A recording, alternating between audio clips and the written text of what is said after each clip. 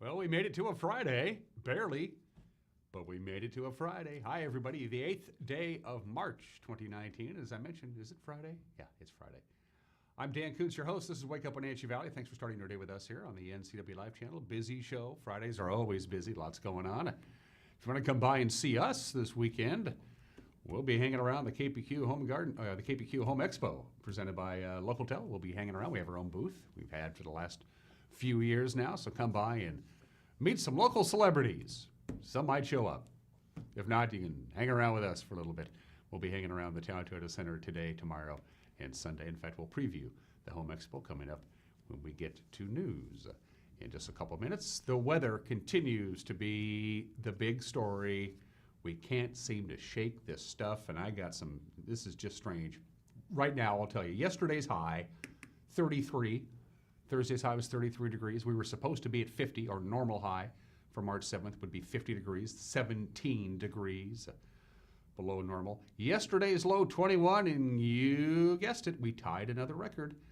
Back in 2002, we got down to 21 degrees. Now, we've already gotten down. At one point this morning, we were at 14 degrees. The record low temperature for today, March 8th, 20 degrees, so we've blown past that. That's a new record low. So for the record, we have set record low temperatures. We either set them or tied them. We did it today. We've already done it today. We did it yesterday. March 4th, March 3rd, February 13th, February 12th, February 11th. Plus, we had the snowiest February on record. Plus, we've now gone 36 days in a row with our daily high temperature below normal. And it's not like it's just a little bit below normal. Way below normal. 10, 15, 20 degrees below normal for our high temperatures. This is just, it's crazy. And believe it or not, we could get a little bit of snow today. Yeah, that upper level low over the region was supposed to be gone by now, but it kind of decided to hang around a little bit, so we do have an outside chance of some snow showers. We even have a better chance of some lingering snow showers on Monday. Forecast details are coming up. Don't shoot the messenger. So a complete weather forecast, the news, the sports, the obscure holiday today in history, birthdays. Everyone is entitled to my Benitez opinion. And the second half of this program, a conversation that we taped yesterday with Pastor David Morrow and Mary Roy, who came in to talk about the book called Welcoming the Stranger, Justice, Compassion, and Truth in Immigration. The immigration debate is one of the biggest debates that this country is going through right now. It was a great conversation. I very much enjoyed it.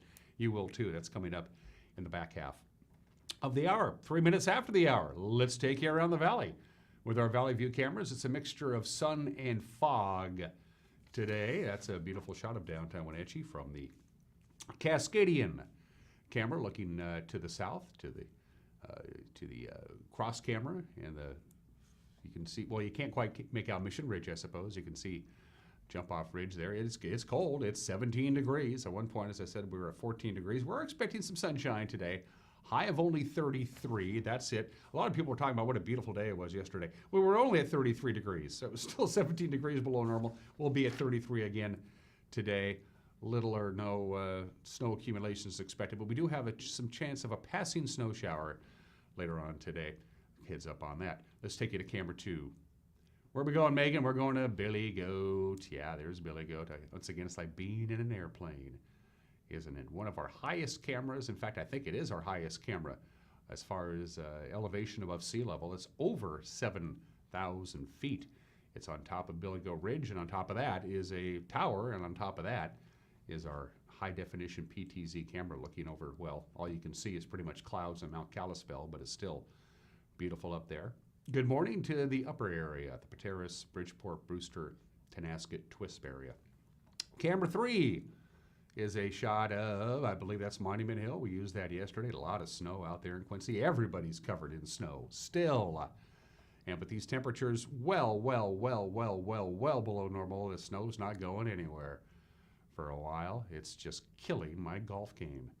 Good morning to Quincy and the Columbia Basin. And camera 4 is a shot of the Chelan Falls area. Look at the Columbia River. It looks like a lake, doesn't it? It's not a lake, by the way. It's a river, in case you didn't know that. Beautiful shot of the Chelan Falls area. All of these cameras courtesy of Local Tel Sky-Fi High-Speed Wireless, and you can learn about it by dropping by the Local Tel booth at the KPQ Home Expo this weekend. All right, let's get to your weather forecast from the National Weather Service. Kind of like yesterday, Going to see some sunshine. We will have some patchy fog. There's just a slight chance of a passing snow shower later on this afternoon, and a high near 33 degrees. That's cold for this time of year. It's cold. Patchy freezing fog reforms tonight, partly cloudy, 19 for the overnight low. Areas of freezing fog on Saturday, maybe freezing. Boy, there's a lot of soccer and other sporting events going on at Lee Bofton Field at the Apple Bowl tomorrow. It's about the only facility that they can actually do things in right now, and it's going to be chilly. Wear the long johns and bundle up tonight or Saturday. Saturday night, 18 for the overnight low. Back to some freezing fog in the morning early on Sunday. Don't forget about daylight saving time on Sunday. Mostly sunny and a high of 34, 33 on Monday. And then on Tuesday, I want to point out Tuesday real quickly because we may do it again. We have a chance of morning snow Tuesday, then a rain-snow mix on Tuesday afternoon, and then a chance of rain late on Tuesday afternoon as a weak system passes through, but a high near 40. When was the last time we saw 40? Oh, middle of January, something like that. Lots of sunshine Wednesday and Thursday, highs in the lower 40s. And again, you look at that 42-degree mark on Wednesday, that's still well below normal, not even close to normal. So there you go. Our cold weather pattern continues. The long-term forecast for March is below normal temperatures. It is 6 minutes after the hour. Let's go up to the major mountain passes, see what's going on up there. Oops, that's the roadways out there in Quincy. I suppose we're fine there. I-90, so quality pass. Traction tires are advised. Snowing right now on I-90. I'll give it to you real quick. Traction tires are advised on Stevens with some snow and slush and ice on the roadway there. No advisories, no restrictions on Blue. They're not expecting any kind of significant snowfall at all in the major mountain passes. A light dusting today, and that's it. No precipitation in the forecast for tonight, Saturday night, Sunday, not until they get to Tuesday and Wednesday. Are they expecting some light snow showers in the Cascades? So right now, traction tires are advised on Stevens, advised on I-90, and there are no advisories, no restrictions on Blewett Pass. So there you go. It's 7 minutes after the hour. We are going to take a break. When we come back, we got the news coming your way. You're watching a Friday edition of Wake Up Wenatchee Valley, live this morning from Studio 37 in downtown Wenatchee on the NCW Life channel.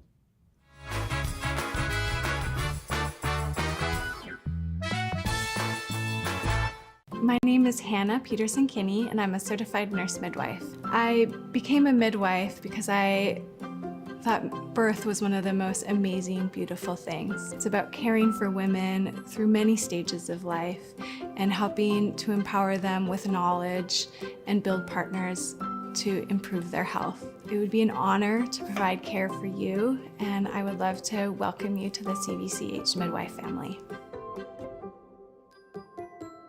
Hey everyone, did you know that the NCW Life channel is North Central Washington's go-to source for news? No matter how you prefer to view your news, NCW Life has you covered. Watch the evening news weeknights on TV, stream it, read it at ncwlife.com, or catch the latest news by following us on Facebook. Stay informed with local news, sports, weather, and shows featuring local people and events. NCW Life, a reflection and a spotlight of the communities we call home.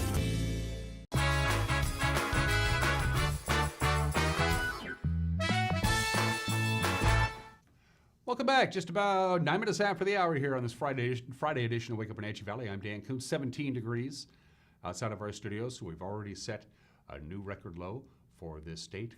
Some patchy fog, but some sunshine too, and a high today of 33. Here's what's making headlines. A Moses Lake man who was out of jail awaiting sentencing on federal drug charges was arrested again this week for allegedly selling methamphetamine to undercover detectives with the Interagency Narcotics Enforcement Team. Christopher Cooper, 38 years old, was arrested by Washington State Patrol troopers during a traffic stop in Moses Lake on Tuesday. Cooper was also arrested in 2015 after firing a shot during a dispute with a man who was renting his trailer. 26-year-old Rafael Ocampo sentenced to 20 years in prison for killing his mother at her Manson apartment in the summer of 2017. After his arrest, Ocampo admitted he stabbed 56-year-old Maria Santos Ocampo Marquez with a knife and scissors before beating her to death June 29th, 2017. He pleaded guilty Tuesday in Chelan County Superior Court, saying he was hallucinating at the time of the murder. Ocampo's father was killed in a Manson orchard in 2015 by Benito Sedano, who killed two others before taking his own life. Well, the Washington State Senate has passed Senator Brad Hawkins' bill to create a community forest pilot program in the Lake Wenatchee area. Hawkins' proposal would establish a community forest pilot program established by the State Recreation and Conservation Funding Board. Nason Ridge would be one of a few community forest projects that the pilot project would fund through the state's capital budget. The legislation would help keep Nason Ridge accessible to the public. The bill, supported by the Chelan County Commissioners, the Chelan Douglas Land Trust, and state advocacy groups, it now goes to the State House for consideration. Well, for the 43rd year, it's time once again for the KPQ Home Expo, presented by Localtel. It starts today. Over 100 vendors from all across the Northwest and Canada. It gets going at noon today, runs through the weekend at the Town Toyota Center in Wenatchee. Michaela Collins of Cherry Creek Radio joined me in a recent edition of this program and said the Home Expo will feature something for all ages. This is the perfect opportunity to come out, go inside, there's so many fun things to do. We have wines, Pepsi and Weinstein as the main display, doing product sampling as soon as you walk in. Okay. And we're going to do, and also we have our passports. So we have all of our radio stations out there on our personalities being their usual crazy selves and having fun. Don West will be mobile. I'm sorry to hear about that. Yeah, so he'll be walking around, and I'm kidding. I you love can that. hear him. Yeah. We're giving him a microphone, Yeah, which you I don't don't need know is that. a good Yeah, not idea because he necessary. doesn't need one. No. But I think it'll be fun. It's a free event. Yeah, it's absolutely free. It begins at noon today, runs through noon to 7 today, gets going at 9 o'clock to 7 o'clock on Saturday, and then again from 11 a.m. to 4 o'clock on Sunday. We'll have a booth there, so be sure to stop by and say hello. We'd love to see you. The 100th Washington State Apple Blossom Festival is just 47 days away. We now have a junior royalty. A trio of fifth grade girls from the Wenatchee Valley announced at their schools yesterday. They are Queen Tegan Collier, who is in Mrs. Sutton's class at Washington Elementary School. Princess Hannah Roach is the daughter of Steve and Laura Roach. She also goes to Washington Elementary School. And Princess Emma Collier, the daughter of Steve and Katie Collier, she goes to John Newberry Elementary. The junior royalty were selected from 12 finalists. The field had to be narrowed down from 71 essays. The young ladies will ride in the Kais Fiber Youth Parade, and they'll carry the lead banner during the Stimmick Growers Grand Parade. Can't wait for apple blossoming. Hey, can't wait for the weekend. What's going on this weekend? I don't know. Megan does. What's going on this weekend? Here's Megan McPherson. Here's a look at what's on tap this weekend around the Wenatchee Valley. Denim and Diamonds annual fundraising dinner and auction is this Friday at 5:30 at the Grant County Fairgrounds in Moses Lake. Come for a fun evening of fundraising and dancing to the Snowy River Band. Dinner will be served at 7. Tickets are $60 per person and $400 for a table of 8. This Saturday is Sisters in Action Sports Snow Day from 8:30 to 4. Sisters in Action Sports is partnering with Mission Ridge to welcome female skiers and snowboarders for a snow day on the mountain. This is an inclusive, safe, and community-building event for girls and women of all ages and abilities. The aim is to encourage, empower, and increase participation in action sports at all levels. There will be vendors, ski, snowboard demos, huge raffles, 2 group rides, and optional discounted lesson and rental packages. This event is about building community, challenging each other, mentoring, inspiring, demoing new gear, and meeting new friends. SAGE, the local domestic and sexual violence agency serving Chelan and Douglas counties, is hosting its 7th annual Enchanted Evening Gala on Saturday at the Wenatchee Convention Center from 5 to 9. The evening will consist of a silent and live auction, raffle games, dinner, and more. Tickets are online at findsafety.org. All of the proceeds will go to SAGE to help end the violence in our communities. Tickets include entry to the event, dinner, and 2 drink tickets. Foothills Middle School Parent-Teacher-Student Association is partnering with Barnes & Noble to bring a book sale to Wenatchee, and the entire community is invited. The 2-day sale is Saturday and Sunday in the Localtel Event Center at Pybus Public Market and will feature all of your favorite reads, including adult, young adult, and children's books, activity books, and workbooks, along with a selection of puzzles and games. All proceeds will benefit the Foothills Middle School PTSA. And finally, God's Closet is this Sunday from 10 to 2 at Valley View Seventh-day Adventist Church. God's Closet is a nonprofit organization that offers free children's clothes of all sizes to parents of young children. Pay a $1 entrance fee, then shop for free. For more information on this weekend's events and others, visit the community calendar at ncwlife.com. Yeah, no lack of things to do this weekend. Of course, wherever you go this weekend, be sure to take us along. We're portable. We stream all the time. Just take along your smartphone or your tablet and check out the NCW Life channel over the weekend. Don't forget, daylight saving time kicks in on Sunday. Sunday at 2 o'clock in the morning becomes Sunday at 3 o'clock in the morning. Daylight saving time, the bane of my existence. I still don't know why they do this. It's so silly. It's so stupid. I don't get it. And they can't make up their mind either. They kept changing it. For years and years, daylight saving time was kicked in on the last Sunday in April. The last Sunday in April. Then they moved it in 1987 to the first Sunday in April. And then a few years after that, they moved it to the second Sunday in March. And then they moved back to standard time. Used to be in October. Then they moved it to November. And now this is... you know why they moved it? You know why they made it earlier? Congress was lobbied by the National Barbecuers Association, a lobby group representing charcoal people and propane and barbecue tools and barbecue people. And they said, if we start daylight saving time a little bit earlier, people will go out and barbecue. Can we do that? Congress said yes.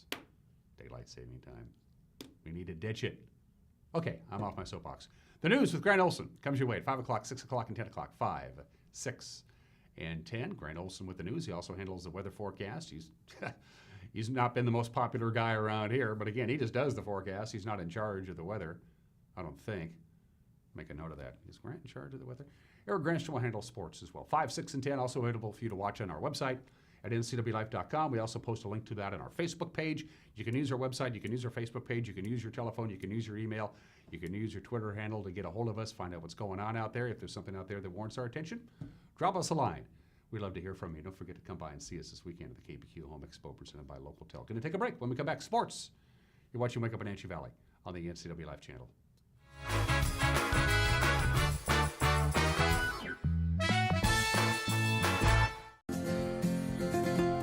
At Local Myth Pizza, we believe in real food, freshly prepared with only premium ingredients. Our cheeses are imported from Italy. Our sauces, dressings, and even our sausages are made in-house fresh daily. Featuring Northwest craft beers and 30 Chelan Valley wines and ciders. Family fun and amazing food. Eat local, drink local, and be local at Local Myth Pizza. Come see why Sunset Magazine says you can't beat Local Myth Pizza. I'm Jenny Rojanasatian, and this is Guada TV. Every week we will be bringing you a first look at North Central Washington business, tech, and education news. You'll hear from local influencers and innovators who live right here in the Valley. Together, we'll discuss hot topics, current events, and resources that can support your business, our schools, and this community. Join me every week, and let's get inspired.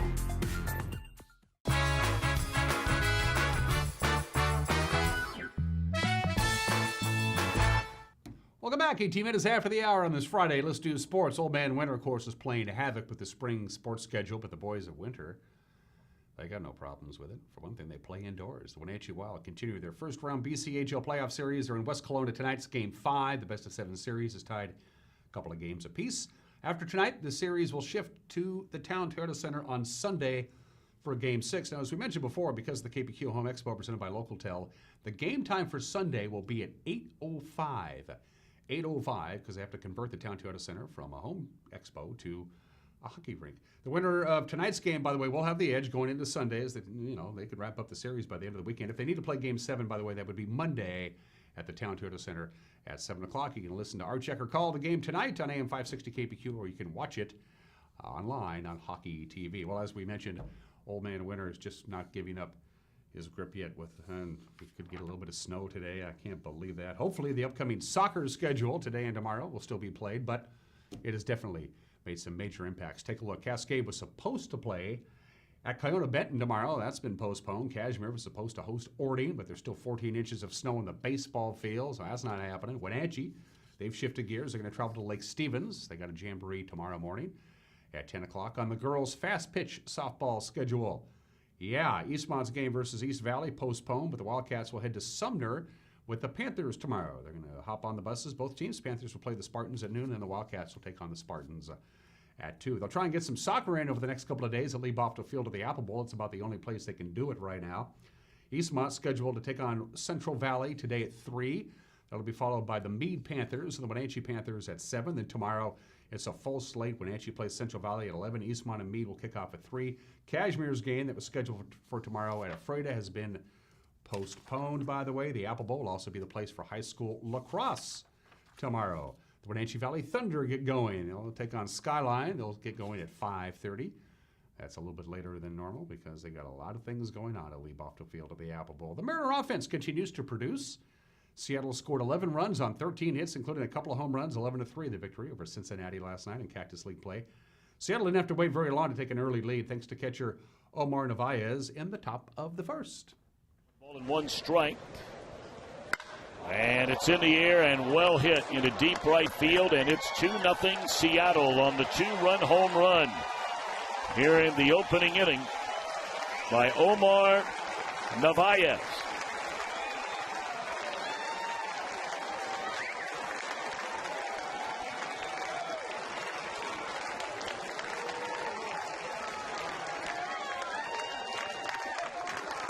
Nobody likes to give up a home run, but I imagine right now the thing that really bothers Castillo about these 2 hitters that have come around to score was the walk that he gave up to Kyle Lewis.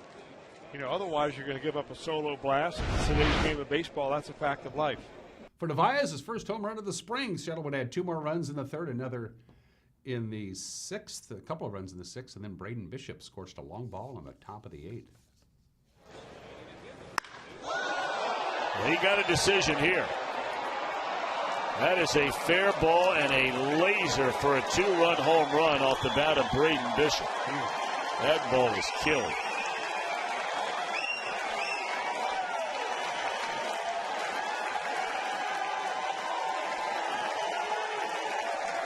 Unanimous decision.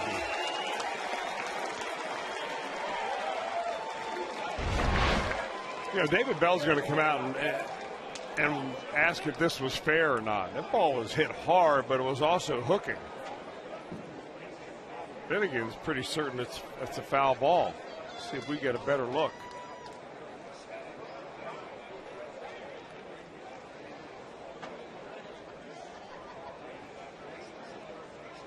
We got one guy pointing foul, one guy pointing fair. For Bishop, that second home run in as many nights and his third home run of the season. On the mound, Yusei Kikuchi. He worked 4 innings. He had a couple of runs, 5 hits, a couple of strikeouts. He gets the victory. The Mariners are back in Peoria today at the Sportsplex. They'll take on the Cubs at 5:40 tonight. And those are just some of the games that people are playing at 23 minutes after the hour. The obscure holiday of the day today. Today is proofreading day. You have to examine all the written text. Whenever I write something that's of any importance or any kind of length, I always have somebody proofread it for spelling, grammatical errors, stylistic, punctuation errors before it actually gets published. Do not confuse proofreading with copy editors. Copy editors will actually take what was written and edit it, move sentences around, delete sentences, add information. All proofreaders do is just make sure all the punctuation is correct. And by the way, software has made proofreading so much easier now. It's just, as you type out whatever it is that you're writing, it proofreads it as you go, and it fixes the spelling. And wait a minute, you shouldn't have a dash. You should have a comma here, and the semicolon could go there. Proofreading day. Always have something, especially if it's important. Proofread it. All right? It's just not a bad idea. Or have somebody who knows what they're doing proofread it. Today in history, the Vietnam War doesn't really have a starting date per se. We have one for World War I, World War II, Korea. There's that date. The war started on this date. Vietnam, not really the case, but this is about as close as it came because this is the 54th anniversary of the very first ground combat troops landing in Vietnam. 3,500 United States Marines are the first land forces committed to the Vietnam War. There was an airfield there, an air base, and it needed to be defended, so they sent in 3,500 United States Marines. The United States people were all for it. By the end of 1965, there were 250,000 soldiers on the ground, and people started to change their mind a little bit. But there's one demarcation line. The Vietnam War kind of started on this date, and this is be it, the first ground troops anyway, Americans, 54 years ago today. This is the 48th anniversary of the fight of the century. Muhammad Ali, Joe Frazier, Madison Square Garden, March 8th, 1971. The first time 2 undefeated boxers fought each other for the heavyweight championship of the world. Of course, Joe Frazier won in 15 rounds in a unanimous decision. It was the sporting event of 1971, unquestionably the fight of the century. Frazier beats Ali on this date 48 years ago today. And this is the 5th anniversary of the disappearance of Malaysian Air Flight 370. 239 people on board. That's passengers and crew. Took off from Kuala Lumpur, supposed to land in Beijing, never did. Nobody knows what happened to it. That's a complete mystery. The aircraft has never been found. The cause of the disappearance remains a mystery. They still call it a disappearance and not a crash. It just, that's it. Anyway, finally some birthdays. Let's get to some birthdays, shall we, at the 25 after they are. Oliver Wendell Holmes Jr., the 51st Associate Justice of the United States Supreme Court, born in the state in 1841, served until the age of 91 on the court, died a couple of years later at the age of 93. He was wounded 4 times in the Civil War, and he was the famous, his most famous contribution probably is you can't be protected. The First Amendment isn't an absolute right, an absolute protection. For instance, you can be prosecuted for falsely shouting fire in a crowded theater and causing a panic. And his most famous quote, "Taxes are what we pay for a civilized society." Oliver Wendell Holmes, born in the state in 1841. And Alan Hale Jr., the skipper on Gilligan's Island, was born in the state in 1921, passed away in 1990 at the age of 68. Alan Hale Jr. Just sit right back in the tail. All right, 27 minutes after the hour, I'm going to take a break. When we come back, everyone is entitled to Mike Minardi's opinion in a conversation you don't want to miss. The book, the discussion is called Welcoming the Stranger, Justice, Compassion, and Truth in Immigration, and my conversation with Pastor David Morrow and Mary Roy is coming up. You're watching Wake Up Wenatchee Valley on the NCW Life channel.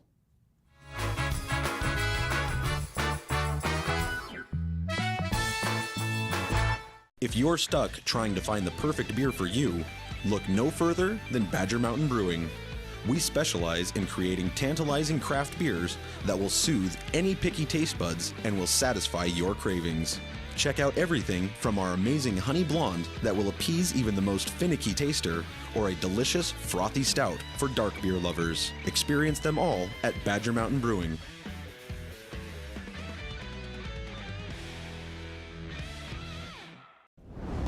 SkillSource specializes in assessing and guiding youth, adults, and laid-off workers who want to improve their skills. Here you can attend in-depth workshops to assess skills and interests, make career plans, and learn computer basics. Learning centers provide eligible youth and adults individualized computer-assisted basic education. Vocational training is arranged with approved providers like community colleges or on the job with businesses. Don't wait any longer. Let's get working on the future you've been dreaming about.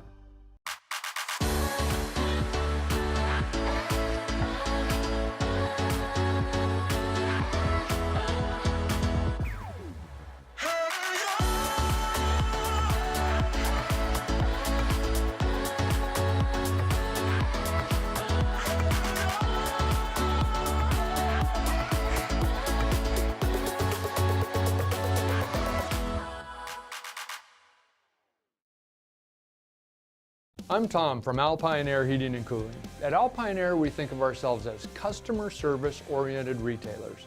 When you make an appointment, please visit our store, meet our people, see our shop. We are serious about heating and air conditioning. Carrier and Alpine Air are offering huge factory rebates and financing options for all your needs. Turn to the experts at Carrier and Alpine Air. Call for your free replacement estimate. Heat and air, call Alpine Air, 662-6846.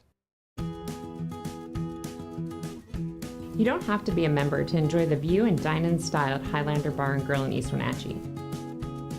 Open 7 days a week, Highlander Grill offers breakfast, lunch, and dinner. Dine in or take it to go, our friendly staff is here to serve you. Reservations recommended for Friday night's prime rib dinner. Call for live music dates. Hi, I'm Shalane, site coordinator for Highlander Grill. Give me a call to schedule your event today. When Mike leaves town, it's a little scary. You never know who might be outside. But we feel safer inside knowing our home is being monitored by a local company. I can check our alarm from just about anywhere. So when we get home, I know it's safe. Protect your family and save money with a local company. Switch your current security monitoring to Guardian Services from LocalTel.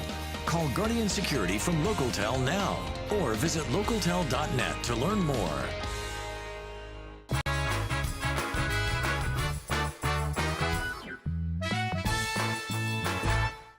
is Mike Mad Dog. Everybody is entitled to my opinion. Now, okay, this new Gillette commercial, based on their slogan, the best a man could get, that addresses the issues of how we raise our sons. Now, here's my take. Now, what's wrong with teaching our sons not to be bullies and not to harass women? What's wrong with that? Let's face it, for far too long, we have been accepting of certain behaviors from the males in our society, which certainly are not the best a man could be. A real man expresses his strength through gentleness, not by bullying and harassment. And that is the truth. This is Mike Magnotti, and that's not only my opinion, that's reality.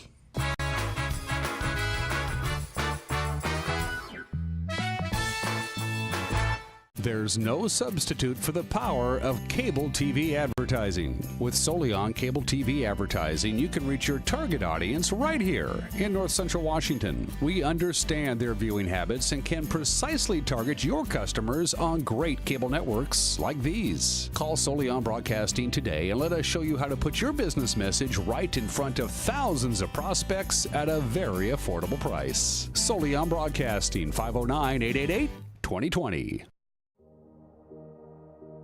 Hi, I'm Kevin Prosser, and this is my print shop, Color Effects in Cashmere.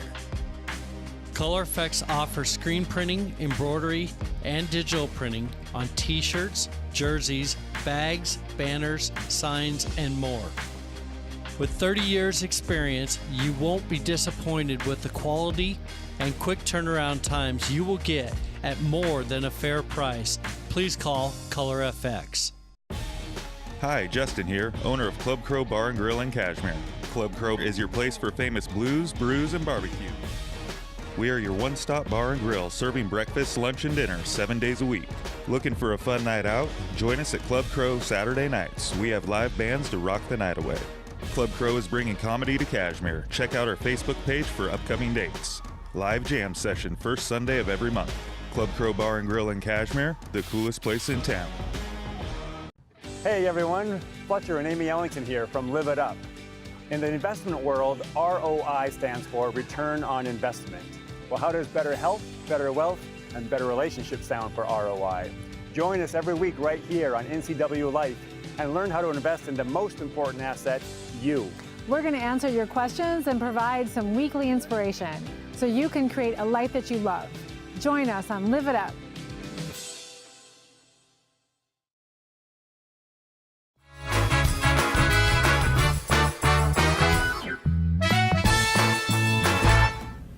And welcome back to Wake Up Wenatchee Valley. I am Dan Kuntz. About a month ago, Keith Madsen, who's been on this program before, reached out to me and said, there's a really fascinating book. It's in its second reprinting now. And it's something that a group of us have been getting together and talking about this book. It deals with the immigration debate, which has been on everybody's mind lately. The book in question I'm talking about is called Welcoming the Stranger. And I wish I had the authors on board. I don't, but these two people know what I'm talking about because they're here to talk about this book. It's about immigration and Christianity. They work together. It can happen. It can work. To my immediate left is Mary Roy. To my far left, who's been in the studio but not on the show, is Pastor David Morrow. Welcome to the program. Thank you. Thank you. Thanks for agreeing to do this. Before we dive into the topic at hand, a little something about you, Mary. Tell folks about yourself. Okay, I've been in the Wenatchee Valley for about 45 years, and I'm a retired teacher. I taught 2 years in the migrant program in Pioneer, what was junior high, I believe then, and that was in the late 70s. I had students from Vietnam who were refugees. I had students from Mexico who were coming up kind of early in that migration, and I had more from Arkansas and the migrant families from that area who picked fruit here. Mm-hmm. Things have changed a lot. Yes, they have. Yes, they have. And for the last 20 years of my teaching career, I was teaching in a Rondo school up the river, where about 90% of our students are of Hispanic origin, and many were probably undocumented, but I don't know because we never asked. Right. And our churches, the Sunny Slope Church of the Brethren and the Brethren Baptist Church United, have a history of sponsoring refugees. Way back after World War II, Some families were sponsored who became stalwart members of the community and orchard owners. And then more recently, although probably less recently than many of our listeners, we sponsored a man from Cuba, and then some families, several families from Cambodia. And those have been wonderful experiences for us. Our church has also had shared space with a Russian-Ukrainian congregation for about 14 years. It's a sizable Russian-Ukrainian congregation in the Wenatchee Valley. A lot of people don't know about. Yeah. And that was about 14 years. They are no longer there. We're sharing with a different church. And I've also been involved with citizenship classes a while back also. I particularly remember a couple from El Salvador who were wonderful people. And later on I taught their nieces and nephews. Oh, wow. Pastor David, a little something about yourself. Well, I'm originally from Tennessee, but I've been here in the Northwest for 25 years. My wife and I lived in Warden for a dozen years. But before that, in the 1980s, we were mission workers in El Salvador for 4 years. During the time of Civil War. There was Civil War throughout Central America back in the 80s. And then when we came back to the U.S., we lived on the border in Harlingen, Texas for 4 years and worked with Central American refugees. My wife worked she's a nurse practitioner and worked in a community health center there. 12 years in Warden, and we came here in 2006. So we've been in Wenatchee since then. My wife has worked at Columbia Valley Community Health. Great organization, flying sponsor of this program, as a matter of fact. And she's semi-retired now. And when I came, I'd been a pastor in Warden, but when I came, I worked for 3 years at Pioneer Middle School as a bilingual parapro, and of course had lots of interaction with Latino students. And then I've been pastor of Wenatchee Brethren Baptist Church for about 9 years. The email that I got from Keith mentions that there's a group of you that get together and discuss this book, about 20 people. Everybody has read this book. Again, the book is called Welcoming the Stranger, and this is its second printing. It was first printed about 10 years ago, then they just revised and updated it and expanded the book. Pastor David, what is this book? Give us a general idea of what this book is exactly about. Well, I think the title and the subtitle really say a lot about the book. First of all, it is, let me say just a little bit about the authors. The two authors work for World Relief, which is a Christian evangelical relief and development agency that primarily works with immigration issues and refugee resettlement. So they're experts in that area. World Relief actually has a connection with Wenatchee. I don't know if you're familiar with Hand in Hand Immigration Services. Yep. Norma Gallegos. Actually, I volunteer. Norma is a great lady and she does great work. Yeah. So Hand in Hand started as a satellite office of World Relief in Spokane. So these folks who wrote this book are part of that organization. And is written primarily to a Christian evangelical audience. And actually, they state the goal at the beginning. They say, we hope this book will encourage our sisters and brothers, so they're writing to fellow Christians, to take a step back from the rhetoric, and of course we have a lot of that in our society now, and combine a basic understanding of how immigration works and has worked in the United States with the biblical worldview.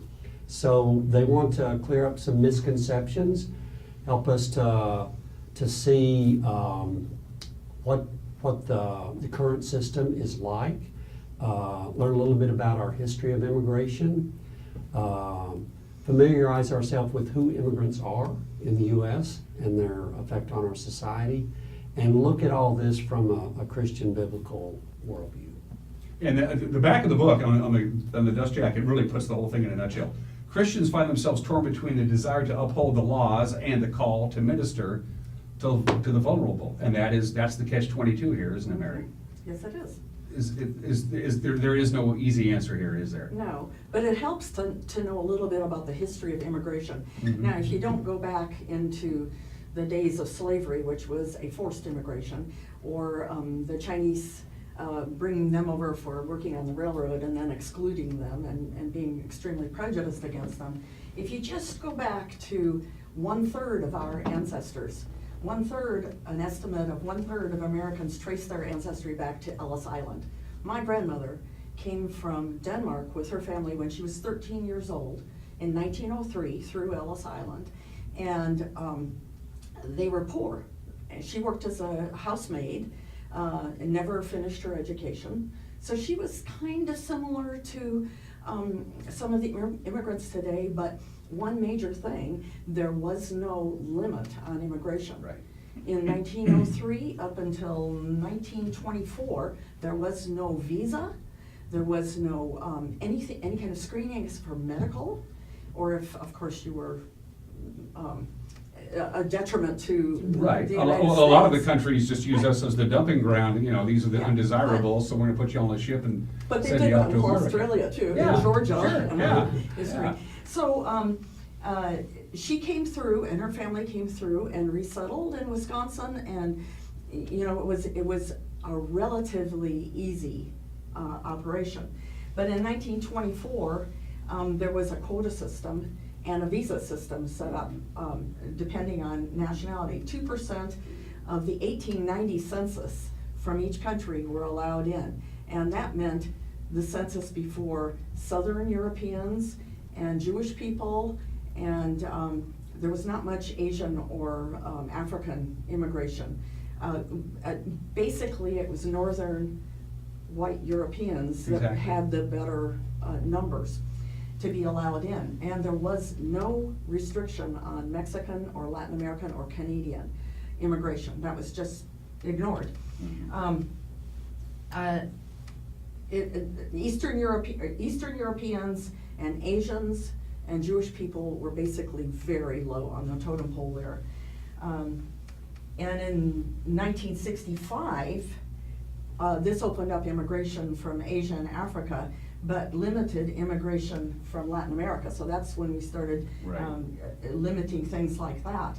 And then there were the Refugee Act in 1980 that defined what a refugee was and had a system for it. So these are relatively recent things. And then, of course, there was the immigration reform and the DACA information and continuing discussion and argument Yeah. about who should be let in, how many, and were they dangerous? So Pastor, I'll ask you this, because this has been the big thing. Yeah. President wants to declare that illegal immigration is a national emergency to give himself executive powers to address it financially and in other ways. Is there one, in your opinion? Well, as I say, I lived on the border for 4 years, from 91 through most of 94. And that was a time when there were still lots of Central American immigrants and refugees coming to flee the war.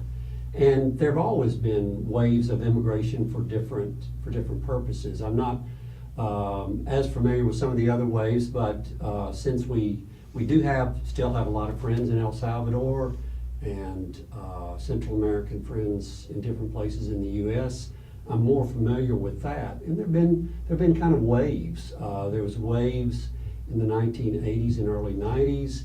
In 1998 with Hurricane Mitch, which killed 11,000 people in Central America, there was another wave.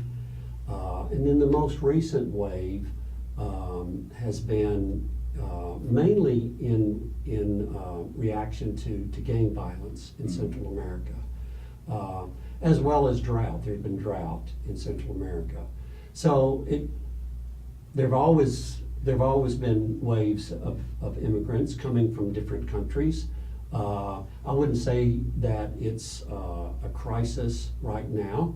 As a matter of fact, when it comes to Mexican immigration, there are more Mexican immigrants returning to Mexico than coming to the U.S. And a lot of that has to do with the family unit, because the thing is, you want to keep the family unit together. If we want we wanted to make ourselves a better world and a better life for ourselves in the United States, just like they did in 1903 in Ellis Island, the family unit is really critical. Instead of let's send Johnny over the border and he can send money back to us so we can eat.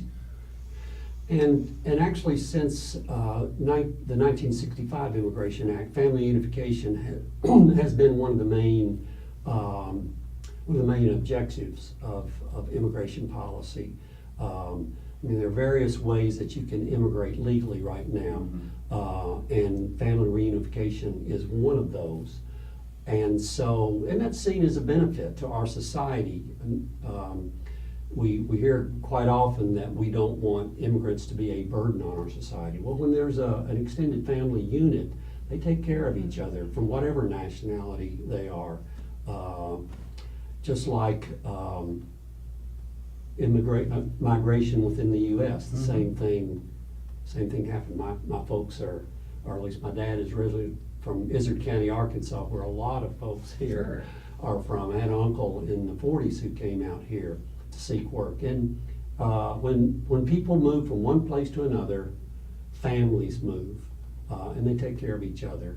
And so, that's. I'm going to ask you both this question, considering you've had deep experiences with this. As the immigrants come up from Latin America, from Central America, the Caribbean, and Mexico, do you find them as in a general sense spiritual people by nature? Does that make sense? I mean, are they people of faith and people of? A lot of them are Catholic. Right. Yeah. Overwhelmingly so. Yeah. A surprising number have become Protestants. Either were there and continue that here, but they are spiritual people, and they're also extremely, like you said, family oriented.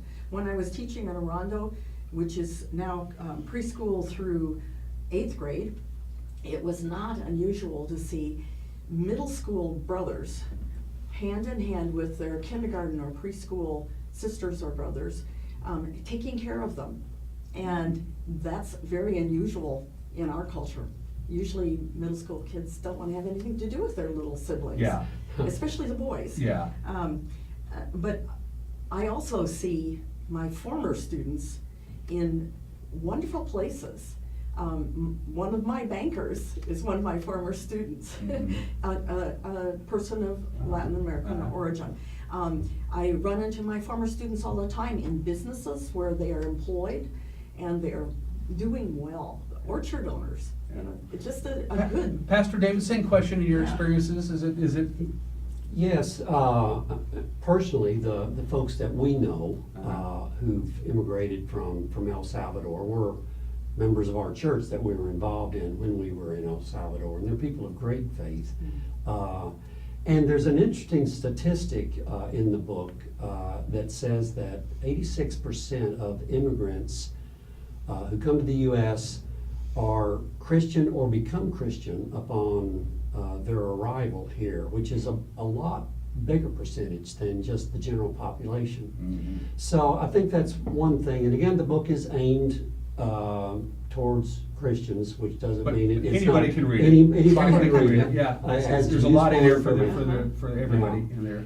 But for those who are a people of faith, one of the objectives is simply to help folks see that these people are not, quote, aliens, unquote. They could be your brothers and sisters in faith, and it's important to look at them that way. And that's the connective in all of this. That's the connective. I mean, one of the statements, and I can't remember where it is in the book, is if you want to have an opinion on immigration, get to know some immigrants. I mean, personal experience. And having said that, I guess I do want to say we're not experts on immigration. Experts on immigration are immigrants. Yeah, exactly. And it's not even the State Department. They just handle the paperwork. But yeah, getting to know folks who have come to this country for different reasons, and getting to know them as people of faith. Do they want to assimilate themselves in the great American bloodstream to a certain extent, or they say this is my culture, my heritage, and I'm going to take this with me, because that's a big sticking point in this whole debate. Well, you're in America now, legal or illegal, so act like it. Does that make sense? Well, yes, but we encourage in our educational system to take a foreign language. Sure. My students at Arando came with Spanish and learned English fairly quickly. They are bilingual, and that's a tremendous advantage. And I think that we don't want them to jettison all their cultural language things, because that's what enriches our country. Sure. Go ahead. Yeah, and my experience living in Warden and South Texas and here working in Pioneer Middle School is, and I think it's actually a pattern throughout history of immigration. The first generation that comes to the U.S. works hard. I mean, their main goal is working hard and making sure their children succeed. They struggle with English and they struggle with aspects of the culture. The second generation, fully bilingual, fully bicultural. By the third generation, and these were, for example, my kids growing up in Warden, most of their friends were third generation, were having a hard time communicating with grandma and grandpa because they were starting to lose Spanish. Right. And their parents and grandparents were concerned that they were losing their culture. So I think that's been the pattern pretty much. I see it all the time. I see it in grocery stores. The 10 or 11-year-old daughter is translating for her mom and her grandmother as they grocery shop.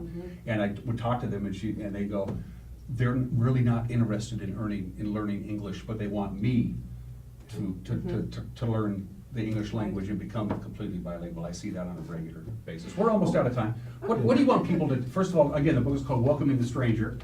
Get it. And I'll ask you both, I'll start with you, Pastor Dave. What do you want people, from the layman to Christians and everybody in between, to read this book? Why do you want them to read it, and what do you want them to take away from it? Well, first of all, learn more about who immigrants are and their effect on our society, and that includes getting to know immigrants. And then secondly, learn about our history of immigration, because I think we have some misconceptions about that. Learn about our current system of immigration, because there are a lot of misconceptions about that. And then for people of faith to think about this biblically. The Bible talks a lot about welcoming the stranger. In the Old Testament, the prophets again and again call us to have special concern for people who are most vulnerable in our society. And the three categories that are always mentioned are widows, orphans, and aliens. And Jesus mirrored that in the New Testament in his concern for people who are marginalized. And he himself was a refugee.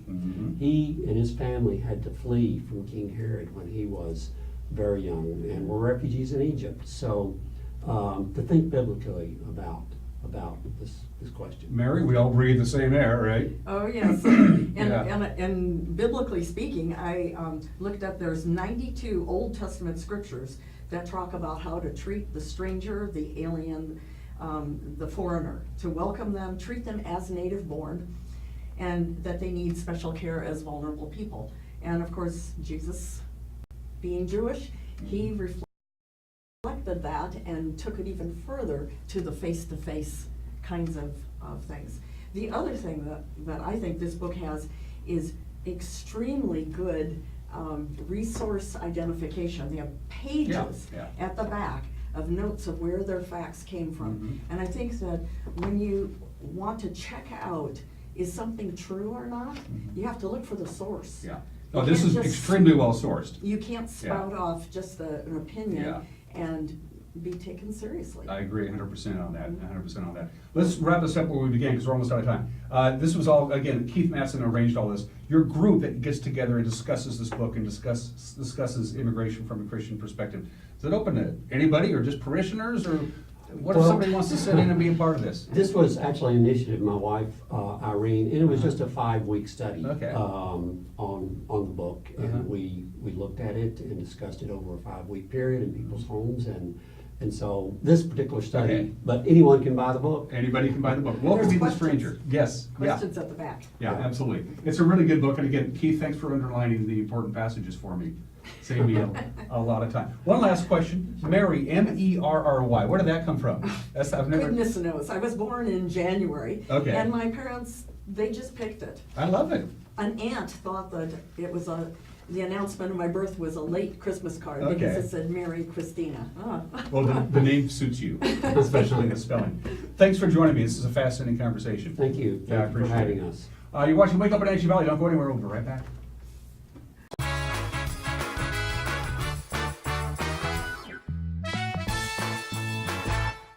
Dear Mary Maids, just got home from a trade show and I didn't have time to pick up the house. Kids made chili. Jeff did a mud run. Oh, and Winston shredded Teddy's bed. Again, please clean it the best you can. Oh, except for the statue Max made for me. Thanks, Abby. Hi, Abby. Clean kitchen, clean bath, clean floor, naughty cat, poor Teddy. The statue is precious. You should keep it forever. See you next time, Mary Maids. What's your auto mocha emergency? It's a Frappuccino mocha with whip. The espresso shakes are my most favorite because I can get any flavor. Peanut butter chocolate for pita. Definitely the espresso shakes. My favorite is the mocha for pitas. A peach Red Bull.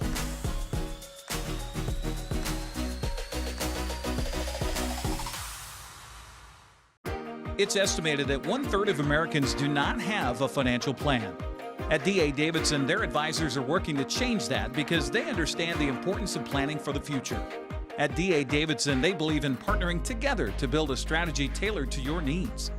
They spend the time and have the knowledge to help keep your financial future on track. Let D.A. Davidson Financial Advisors of Wenatchee put the strength of advice to work for you.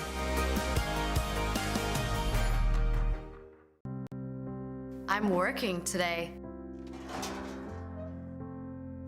I have got some work to do today. Don't forget, I've got some work for you today. Have a good first day at work, Mom. Thanks.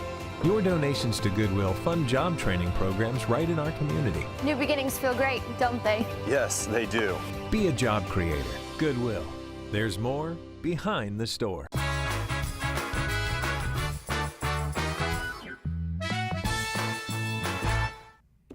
We're back live here from Studio 42 in downtown Wenatchee. I am Dan Kuntz, about ready to put a ribbon on this Friday edition of Wake Up Wenatchee Valley and get ready to get going on the weekend. But before we do that, one more look at your very chilly weather forecast. If you're just joining us, at one point overnight tonight, about 4:30 this morning, we got down to 14 degrees, so we have already broken the record low temperature for today, which was 20 degrees.